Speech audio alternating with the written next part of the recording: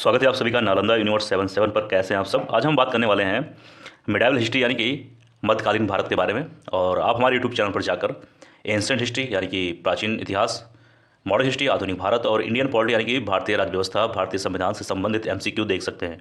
दोस्तों, यह एमसीक्यू आप सभी के लिए जो लाया जाता है, ये एनसीईआरटी और तमाम सारे इंपॉर्टेंट बुक्स को मिलाकर एक वीडियोज़ बनाए जाते हैं जो कि हर एग्जाम के लिए इंपॉर्टेंट है। तो जाइए देखिए और वीडियो को अपने दोस्तों के साथ जरूर शेयर करिए। आइए शुरू करते हैं आज का सवाल बिना टाइम वेस्ट किए।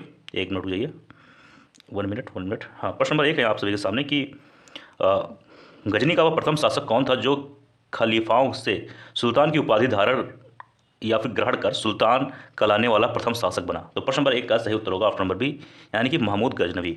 हर एक प्रश्न को आपको ध्यान से सुनना है, हर एक प्रश्न को मैं पढ़ रहा हूँ, समझा रहा हूँ, उत्तर बता रहा हूँ, ये मेरा रिस्पॉन्सिबिलिटी है।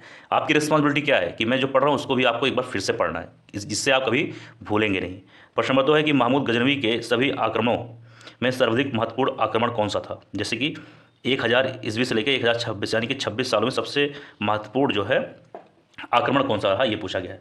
2 का सही उत्तर होगा सी यानी कि सोमनाथ का मंदिर पर आक्रमण जो कि 1025 और 26 के बीच में हुआ था। ये सभी लोग को मालूम होगा। प्रश्न नंबर 3 है कि महमूद गजनवी के भारत पर आक्रमण का उद्देश्य क्या था। 3 का सही उत्तर होगा ऑप्शन नंबर डी यानी कि मध्य एशिया में एक बड़े साम्राज्य की स्थापना के लिए धन प्राप्त करना। ठीक है, अब आइए बात करेंगे प्रश्न नंबर 4 के बारे में। इसमें है कि महमूद गजनवी के भारत पर आक्रमण के समय भारत आए विद्वान अल बरूनी ने किस महत्वपूर्ण ग्रंथ की रचना की। बहुत अच्छा सवाल है, ध्यान देना। 4 का सही उत्तर होगा बी यानी कि किताब उल हिंद। ठीक है, ध्यान देना हर एक प्रश्न को। प्रश्न नंबर 5 है कि दिल्ली सल्तनत की दरबारी भाषा क्या थी। 5 का सही उत्तर होगा बी यानी कि फारसी। अगर बात करें दिल्ली सल्तनत का जो दरबार था, वहाँ पे जो कह सकते हो कि बातचीत, लेखा जोखा, जो सभी चीज़ होती थी वो किस चीज़ में होती थी, तो फारसी। बहुत बच्चे उर्दू भाषा में कन्फ्यूज हो सकते हैं, ध्यान देना कि ए नहीं होगा, बी होगा। ठीक है। प्रश्न नंबर 6 की आगरा नगर की स्थापना किसके द्वारा की गई थी। तो प्रश्न नंबर 6 का सही उत्तर होगा ऑप्शन नंबर डी यानी कि सिकंदर लोदी के द्वारा। प्रश्न नंबर 7 पे आइए, 1 मिनट जाइए, थोड़ा और जूम कर लिया जाए, 1 मिनट, बस ये सही है। और प्रश्न नंबर 7 है आप सभी के सामने कि निम्नलिखित में से वह दिल्ली का सुल्तान कौन था जिसकी मृत्यु चौगान यानी कि पोलो खेलते हुए हुई थी। 7 का सही उत्तर होगा ए यानी कि कुतुबुद्दीन ऐबक। ये आसान सवाल है क्योंकि ज़्यादातर बच्चों को इसके बारे में मालूम ही है। प्रश्न नंबर 7 का जो उत्तर है इसके ज़्यादातर बच्चों को मालूम है। प्रश्न नंबर 8 है कि क़ुव्वत उल इस्लाम मस्जिद का निर्माण किसके द्वारा किया गया था। 8 का सही उत्तर होगा ए यानी कि कुतुबुद्दीन ऐबक। अब देखिए 7 और 8 का उत्तर एक ही है यानी कि कुतुबुद्दीन ऐबक, लेकिन इनसे संबंधित 2 प्रश्न पूछे गए हैं, तो ध्यान देना। प्रश्न नंबर 9 है कि तराइन की पहली लड़ाई जो कि 1191 में हुई थी, निम्नलिखित में किसके बीच में हुई थी। 9 का सही उत्तर होगा बी यानी कि मोहम्मद गौरी और पृथ्वीराज चौहान। प्रश्न नंबर 10 पे आ जाइए। इसमें है कि निम्नलिखित में से किस खिलजी शासक ने दिल्ली के राज सिंहासन पर बैठने के लिए अपने ससुर की हत्या कर दी। 10 का सही उत्तर होगा डी यानी कि अलाउद्दीन खिलजी। प्रश्न नंबर 11 है कि रजिया सुल्तान किसकी बेटी थी। 11 का सही उत्तर होगा ए यानी कि इल्तुतमिश की बेटी कौन थी, रजिया सुल्तान।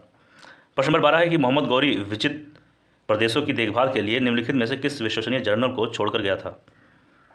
प्रश्न नंबर 12 का सही उत्तर होगा सी यानी कि कुतुबुद्दीन ऐबक। यहाँ पे विजित मतलब हुआ कि जो प्रदेश उन्होंने जीता है। ठीक है। प्रश्न नंबर 13 पे आ जाइए। इसमें पूछा गया है कि किसके शासनकाल में सबसे अधिक मंगोल आक्रमण हुए। 13 का सही उत्तर होगा ऑप्शन नंबर बी यानी कि अलाउद्दीन खिलजी। प्रश्न नंबर 14 पे आइए। यहाँ पे बात किया जा रहा है कि तराइन की द्वितीय युद्ध में किसने किसको पराजित किया। तो 14 का सही उत्तर होगा डी यानी कि मोहम्मद गौरी ने पृथ्वीराज चौहान को पराजित किया। और तराइन के पहले युद्ध में क्या होता है, पृथ्वीराज चौहान जी का विजय हुए थे। ठीक है, लेकिन दूसरे में हार गए थे। प्रश्न 15 कि सन 1329 और 1330 के बीच किसने तांबे के सिक्के के रूप में प्रमाण स्वरूप मुद्रा, सांकेतिक मुद्रा यानी कि टोकन करेंसी प्रचलित की। 15 का सही उत्तर होगा सी यानी कि मोहम्मद बिन तुगलक। प्रश्न नंबर 16 है, 1 मिनट। इसमें है कि दिल्ली के किस सुल्तान को इतिहासकारों ने विरोधों का मिश्रण बताया। तो 16 का सही उत्तर होगा सी यानी कि मोहम्मद बिन तुगलक। अब आगे आइए प्रश्न नंबर 17 पे। इसमें है कि लोधी वंश का अंतिम शासक कौन था। तो 17 का सही उत्तर होगा बी यानी कि इब्राहिम लोधी। प्रश्न नंबर 18 है कि इनाम भूमि किसे दिया जाता था। तो प्रश्न नंबर 18 का सही उत्तर होगा ए यानी कि विद्वान और धार्मिक व्यक्ति को इनामी भूमि दिया जाता था। ये शब्द आपको ध्यान देना है कि इनाम शब्द इनसे संबंधित है जो विद्वान और धार्मिक व्यक्ति होते थे। प्रश्न नंबर 19 है कि उत्तरी भारत के प्रथम मुस्लिम महिला शासक दिल्ली पर राज करने वाली प्रथम महिला शासक थी, कौन थी। 19 का सही उत्तर होगा ए यानी कि रजिया सुल्तान। अब बताना है कि रजिया सुल्तान किसकी बेटी थी, तो हम लोग बात कर चुके हैं इल्तुतमिश की। ठीक है, ऐसे आप सभी को चीज़ों को ध्यान देना है। प्रश्न नंबर 20 है कि दिल्ली के प्रथम सुल्तान कौन थे जिन्होंने दक्षिणी भारत को पराजित करने का प्रयास किया। 20 का सही उत्तर होगा सी यानी कि अलाउद्दीन खिलजी। प्रश्न नंबर 21 पे आ जाइए। इसमें पूछा गया है कि यात्री इब्न बतूता कहाँ से आया था। 21 का सही उत्तर होगा ए यानी कि मोरक्को से आया था। ये यात्री था इब्न बतूता, मोरक्को से भारत आया था। 22 है कि भारत पर प्रथम तुर्क आक्रमण करने वाला कौन था। 22 का सही उत्तर होगा ए यानी कि महमूद गजनवी। ये वाला ये कौन था, ये तुर्क का रहने वाला था। 23 है निम्नलिखित में से कौन अपने को बुत सिकन यानी कि मूर्ति भंजक कहता था। 23 का सही उत्तर होगा ए यानी कि महमूद गजनवी, मतलब मूर्तियों को वो तोड़ देता था। प्रश्न नंबर आ जाइए 24 पर। इसमें महमूद गजनवी ने कौन सी उपाधि धारण की है। तो 24 का सही उत्तर होगा सी यानी कि ए बी, यानी कि पहला वाला भी दूसरा वाला भी, यानी कि यामीन उद दौला का भी उपाधि इसने धारण किया और आमीन उल मिलत का भी इसने उपाधि धारण किया। दोनों ए भी सही है, बी भी सही है। 25 है कि महमूद गजनवी ने भारत में प्रथम आक्रमण किस राज्य के विरुद्ध किया। 25 का सही उत्तर होगा ए यानी कि हिंदू शाही, ध्यान देना, या फिर ब्राह्मण शाही, ठीक है, ये चीज़ ध्यान देना। प्रश्न नंबर 26 हिंदू शाही राज्य की राजधानी क्या थी। 26 का सही उत्तर होगा ए यानी कि उद्भंडापुर, ठीक है, या फिर ओहिंद या फिर वेहिंद, ठीक है। ये एक ही चीज़ थी लेकिन 3 नाम से जाना जाता था, ध्यान देना। प्रश्न नंबर 27 है कि महमूद गजनवी का भारत में अंतिम आक्रमण किसके विरुद्ध हुआ। 27 का सही उत्तर होगा डी यानी कि जाटों के विरुद्ध, ठीक है। आ जाइए प्रश्न नंबर 28 पर।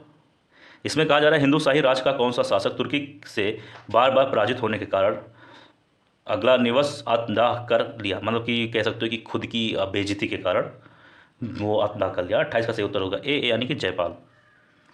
प्रश्न नंबर एक मिनट हाँ, प्रश्न नंबर 29 है महमूद गजनी किस वंश का था। 29 का सही उत्तर होगा ए यानी कि यामिनी वंश का, ठीक है।